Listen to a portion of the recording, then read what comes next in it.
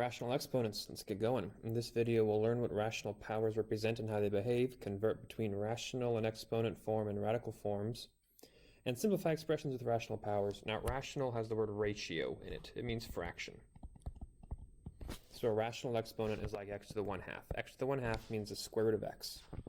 X to the 1/3 means the third root of x, and x to the 1/5 would be the fifth root of x. So here's the property: x to the 1 over n is the same as having the nth root of x.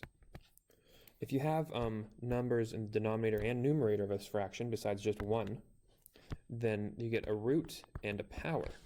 So x to the 2/3 is going to be the third root of x squared. The bottom number is the radical, the top number is the power. That's today's video. We'll talk about simplifying, converting, all kinds of good stuff. So I'm going to calculate these without a calculator as far as I can. I'll calculate or I'll simplify. 8 to the 1/3 means I have the third root of 8. The third root of 8 is 2. Sick. 24 to the 1/2 means I have the square root of 24. Remember, a square root is the same as a second root. Well, 24 isn't a perfect square. This answer is going to be really, really close to 5 because 24 is very close to 25. But I don't actually know what it is, so I'm going to simplify this.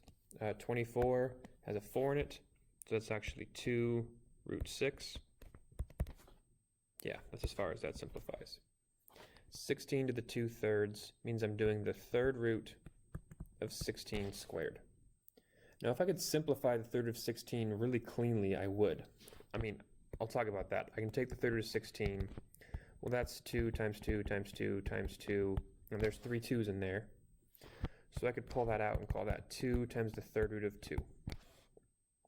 So what I really have is 2 times the third root of 2, but all of that is still being squared. All right, the 16 was being squared. So I could turn this into 4 times the third root of 4. That's a fine way to do that. Square the inside and square the outside. If I'm squaring the 16, that means that all this has to get squared. But the other option is I could do the squaring first. So 16 squared is 256, I think. Yes, 256. So it's the third root of 256. 256, now I'm looking for triples, has a whole bunch of 4's. This triple of a 4 comes out, and 1 stays behind. So it's 4 times the third root of 4.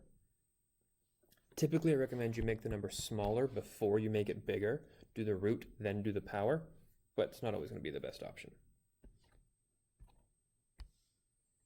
Okay, we're going to quickly recap the properties of exponents because we rely on those a lot for this. X to the a times x to the b equals x to the a plus b. Now this applies to rational powers also. If I had x to the 1/3 times x to the 2/5, I have to get a common denominator. So this would be 5/15 plus 6/15.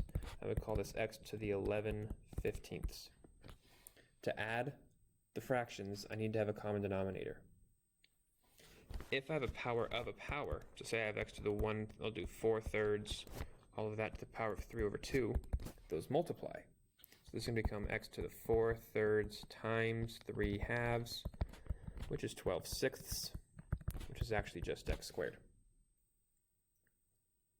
Always reduce your fractions whenever you can. Subtraction comes out of division. X to the a over x to the b becomes x to the a minus b.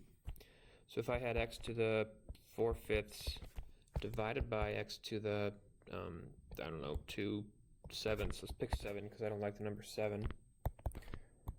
These need to have a common denominator to subtract. So it's going to be 28 over 35 minus 10 over 35, which is 18 over 35.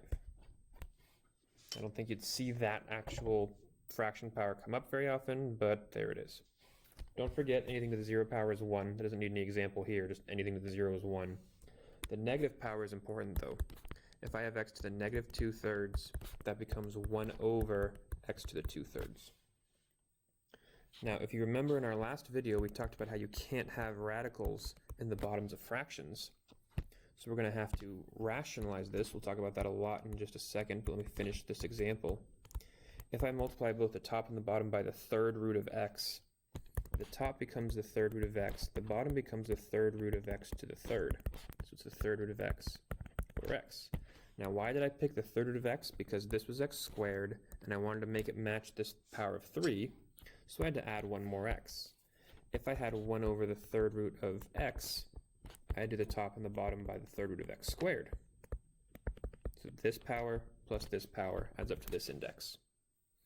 I'll show that next with fractions as opposed to with radicals, but I wanted to kind of remind you of the game that we play trying to rationalize these denominators. Take a second and simplify these. Okay, combine the like terms, no rational powers, denominators, etc.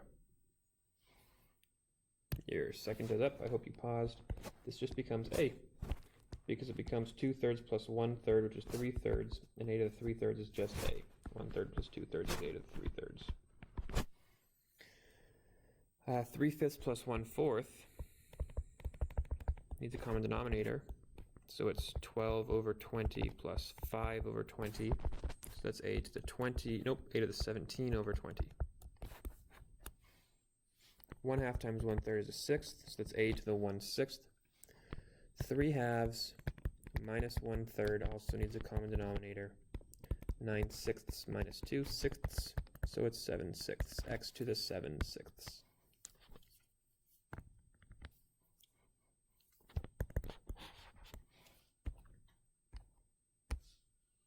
Okay, let's talk about these negative powers. Here's x to the negative 1/2. That becomes 1 over x to the 1/2. Right, the negative power flips the fraction. Now this is technically a radical. I can't have these non-whole numbers down here. So I'm going to multiply the top and the bottom by whatever it takes to make this become a whole number. So I have a half. I'm going to add a half to it. This becomes x to the half over x to the 1/2 plus 1/2, because those powers add. So it's x to the 1/2 over x. And we clarify that x cannot be 0. So x to the negative 1/3 is 1 over x to the 1/3. So I have to multiply this by something so that this power becomes a whole number. So on the top and the bottom, I'm going to do 2/3, because 1/3 plus 2/3 is 3/3. So it becomes x to the 2/3 again over x.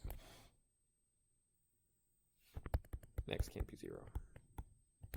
Okay, here's x to the negative 2/5. This becomes 1 over x to the 2/5. See if you can figure real quick what I'm going to multiply the top and the bottom by before I do it. Pause it if you have to. 3/5. Why 3/5? Because 3/5 plus 2/5 is 5/5. And 5/5 is just x. That's rationalizing, getting rid of the fraction powers in the bottom of a fraction. We only want to have whole numbers, maybe with whole powers if it's a variable, in the bottoms of these fractions. All right, that was a nice quick one. But to recap this, rational powers represent radicals. Seriously, it? I'm like shocked. Okay, rational powers represent radicals. Rational exponents follow the same properties of exponents that everything else does. Simplifying rational exponents involves obeying the rules of fractions. You often need a common denominator. Rationalize denominators just like you would with radicals. Our next video, finally, is the last one for this chapter. We're going to solve a square root equation by squaring both sides. And you solve these rational equations by doing the inverse power to both sides. So I get x to the 2/3 equals 8 if I divide both sides by 4. My next step would be take both sides to the inverse reciprocal power, 8 to the 3 over 2. So it'd become x equals whatever 8 to the 3 over 2 is. We could just calculate that or simplify that if we wanted to. Why 3 over 2? Because 3 over 2 times 2 over 3 is 6 over 6, which is just x. They are inverses, because remember, this chapter is about inverses. Well done.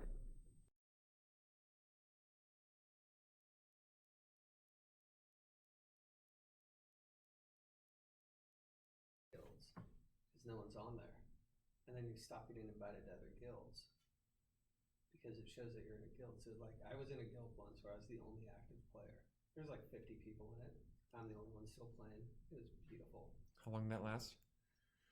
About a month or so, and then somehow the guild just disappeared. And why is it so bad to be like invited into guilds when you're in WoW? So you're playing, right? You're just playing, and all of a sudden, something flashes up, blah blah blah blah, and like certain guilds, like they just like if you don't have a guild, they spam you. So you're talking like every 10, 15 minutes, the same guild pops up until you block them, and then it's another one. Because a lot of times, what they started doing is basically they would get you into the guild so they could then like spam you with the like buy gold stuff. And so instead of like spamming chat, they would spam and get like, it was just phase 2 of trying to get me to use real money to buy fake money.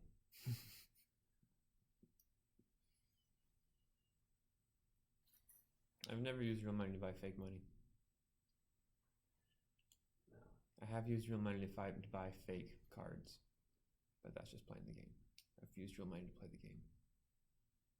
I did once. I once bought the $20 coin and sold it in the auction house just to see how it worked. And because, as we say, I'm a grown man with a job when I did it. So I was just like, I'm just curious to see like what this does. And so I did it. And I was like, huh, that's cool. What did it do? So what World of Warcraft money did is you can spend, and it was like 10 or 20 bucks, I forget, but you get a token, and then you place the token in the auction house. And so the token is 1 month's game subscription. So maybe it was like 15 bucks, like whatever like 1 month's game subscription is. And so you sell this token, right? And then someone can then buy that token with in-game currency and cash the token in for a month's subscription. And so like for them, that's cheaper than just. So like Catherine Thayer never paid real money. She would grind the gold and buy a token, and then cash the token in for the next month. And I talked to her about it. So like the first like week and a half, she would just grind out the next month's token and then play the game. That is pretty cool. And so, I mean, it was a very. Then you get people who are lazy and just buy tokens for gold. Yeah. But and then it's actually like a commodity. So like when I did, I got like 20,000 gold. Now they're like 50,000 gold. It's like the rarest item you've got. I haven't gotten a truly rare item since Burning Crusades. And it was just this sword. It wasn't like the epic swords of like, wasn't like the, what's his face's War Blades or whatever. Like it was a Garish? Grommish? No. It's the Demon Hunter. And like I don't know. So the Wrath King was the last expansion where there was truly like in-game loot that like ruined friendships. Like after that, I think it was Pandera when the loot system became individualized. So you'd kill a mob, and then everyone's loot would kind of spam through. It was about the same time when they did the group finder stuff. So cross-realm like dungeon runs. So you'd just like click a button and it would find 5 other people who wanted to do the same thing. And so everyone's loot tables were separate. And then you would get loot for yourself. But that sword, I remember I put it on the auction house for 75 gold, and I was just gonna make bank. 75 gold's a lot. 2000, like, first expansion. In any game, I can't imagine that being a lot. You start with copper, though. Oh, 100 okay. copper is a silver, 100 silver is a gold. Got it. So it's 75,000 gil. Yeah. Like, okay. I mean, in the end, now, it's the equivalent of like probably 75,000 gold. Inflation ruins everything. Dude, real economics. But I remember that because power creep. The guy finds me in game and just begs me to take it off the auction house and like sell it to him for 50. And I'd already had like someone bid it for 55, and I'm like, dude, someone's already bid it for 55. He's like, it's for my friend's birthday. I'm like, like literally conversation. Like, you know those weird things that you come across, and you're like, do people really have these conversations? Oh my gosh. And I'm just like, and he's like, it's overpriced. I'm like, someone's already bid 55. Like, I'm gonna get 55. You're not offering me anything extra. And like 60, I'll sell it to you for 60. It's just too high. I can't do it. Come on, be a pal. Like, and I'm just like, no. And this went on for like. Oh, that's hilarious. But it was for my friend's birthday. There's no way it's for his friend's birthday. That thing's his. Yeah, and I'm just like, what's funny looking back is it was a blue weapon, which it used to be rare. Like, you'd have like your whole green outfit, and then if you had a whole blue outfit, like, you're a big deal. Like, you were obviously just farming gold to buy stuff. Like, it was actually hard.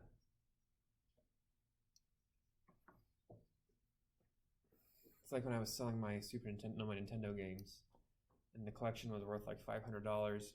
I tried to sell it on Craigslist first, and I got in touch with this guy who emailed me back and forth like 1,000,000 times. He just wanted to pay me $300. I was like, I can get like $500 for it on eBay, so I'll sell it to you for like $450 to avoid the hassle of like mailing it out and paying 10%. So I'll sell it to $420. He's like, no, I can't go that high. Come on, I can't go that high. I put it on eBay, it gets bids immediately and sells for a ton immediately. And I replied to him like, yeah, it's sold, so I'm done. He's like, duh, I just should have bought it at your price. It's like, duh, I knew what it was worth. So did you. If you wanted it, just go buy it. Yeah, that's the part.